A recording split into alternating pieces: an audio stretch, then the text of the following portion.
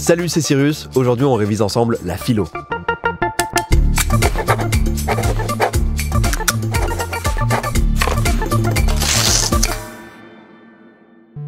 Sur le chemin du studio, j'ai vu un gars jeter plein de déchets par terre. L'abus, quoi. Zéro respect pour l'environnement. J'aimerais trop que la planète puisse lui fourrer tous ces trucs direct dans sa grande bouche, là. Du coup, changement de programme. On ne devait pas faire ce sujet, mais là, ça me semble obligatoire. Question du jour. Avons-nous des devoirs envers la nature ? Allez, on fait ça en 3 parties. Partie 1. Nous avons des devoirs envers la nature. Il n'est jamais question de devoir quand on parle de choses totalement inanimées. On est d'accord ? Tu dois rien à une chaise ou à une table. Du coup, si on dit qu'on a des devoirs envers la nature, ça signifie qu'on la considère un peu comme une personne, plus ou moins consciente. Ouais, dit comme ça, c'est chelou. Mais attends. Aristote explique dans Physique que la nature, on dirait qu'elle est organisée presque consciemment. Genre, le corps humain, il est tellement complexe que ça semble improbable que ce soit random. Bon, après, Aristote, clairement, il dit pas que la nature a tout créé intentionnellement. Mais il montre juste qu'il y a une idée de fin dans tout ce qui est naturel. Que tout ça a plus ou moins un sens. Certains animaux, hyper proches de l'homme, donnent l'impression qu'ils ont une conscience. Genre les singes, par exemple.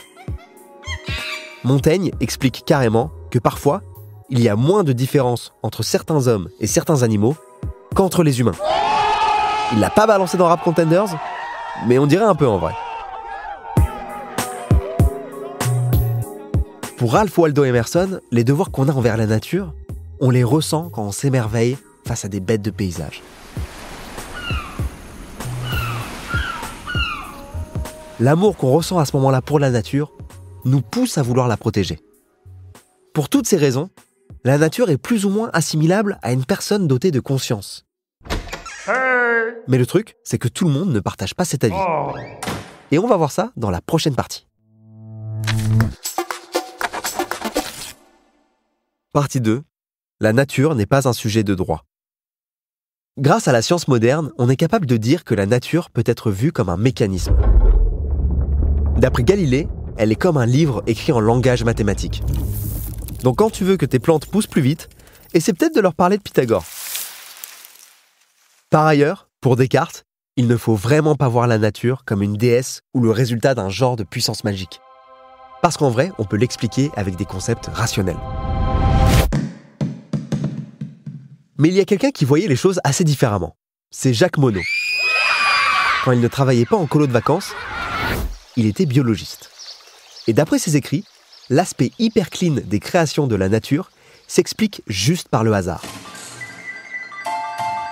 Personnifier la nature, c'est juste de l'anthropomorphisme. Donc en gros, trouver des aspects humains à des choses qui ne le sont pas. Comme par exemple quand on représente les animaux avec des traits humains dans les dessins animés. Du coup, comme la nature est un ensemble de lois et de règles définies à l'aveugle, sans signification, on ne peut pas vraiment parler de devoir envers elle. Surtout que, d'après Jean Piaget, on ne peut s'imposer des devoirs qu'envers des trucs qui ont des devoirs envers nous en échange. Ouais, comme avec tes parents. Ah non.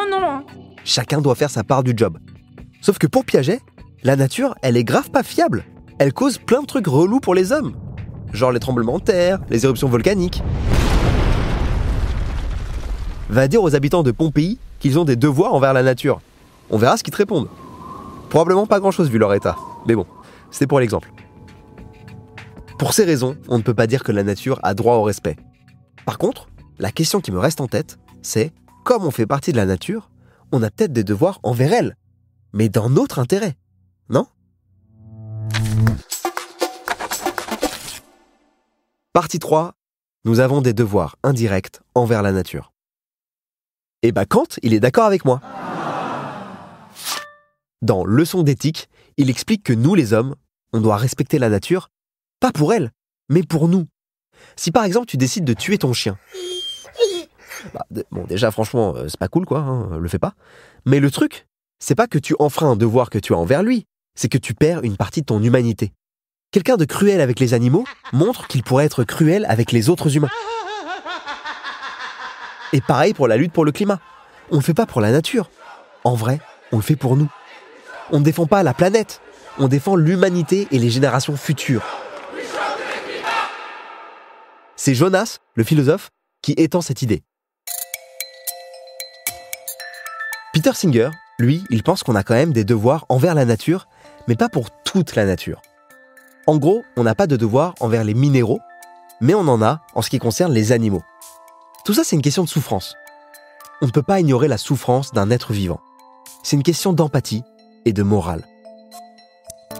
D'après Singer, toujours, le bien-être de chacun passe par le fait que tous les êtres sensibles, peu importe leur intelligence, se sentent bien. Même s'il ne défend pas l'égalité des traitements, genre il veut pas donner le droit de vote aux limaces, à voter. Il pense qu'il faut clairement modifier la manière qu'on a de voir les animaux. Il faut arrêter de considérer les choses que du point de vue de l'intérêt humain, en méprisant tout le reste. Surtout qu'il y a quand même un lien particulier entre les hommes et la nature. Il suffit de voir le nombre de gens qui ont juste envie de se barrer à la campagne après avoir vécu quelques années dans les grandes villes. C'est ce qu'on appelle la rurbanisation. Et moi, ça me va. Tant qu'il y a la 4G. Conclusion, on n'a pas de devoir au sens strict envers la nature. Mais on a quand même des devoirs indirects. Au moins pour nous et pour les animaux qui souffrent. Et puis, on kiffe tellement la nature, les beaux paysages et tout ce qu'on arrive à préserver, ce serait con de se le retirer juste par flemme de s'en occuper correctement. L'homme a besoin de la nature, parce qu'il en fait partie. Il y a un genre d'osmose qui se crée. Et si on veut survivre, il faut qu'on sauve ça au maximum. Allez, on récapitule. On s'est d'abord penché sur le fait qu'on avait peut-être des devoirs envers la nature. Parce qu'elle est tellement bien organisée qu'on a du mal à croire qu'il n'y a pas un genre de conscience derrière.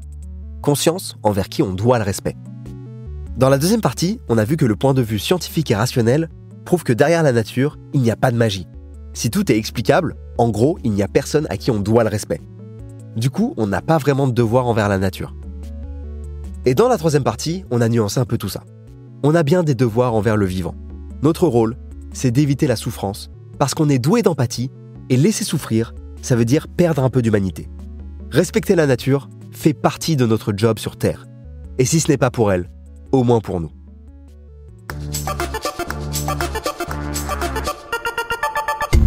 Et voilà, la prochaine fois que je vois un type jeter ses déchets par terre, je pourrais lui faire un argumentaire en 3 parties pour bien qu'il réfléchisse aux conséquences de ces actes-là. Sur ce, je pars respirer, me calmer un petit peu là, le long de la Seine. Ça va me faire du bien. Toi par contre, tu peux retrouver tout ce qu'il te faut pour réviser et réussir ton bac sur anabac.com. Allez, ciao.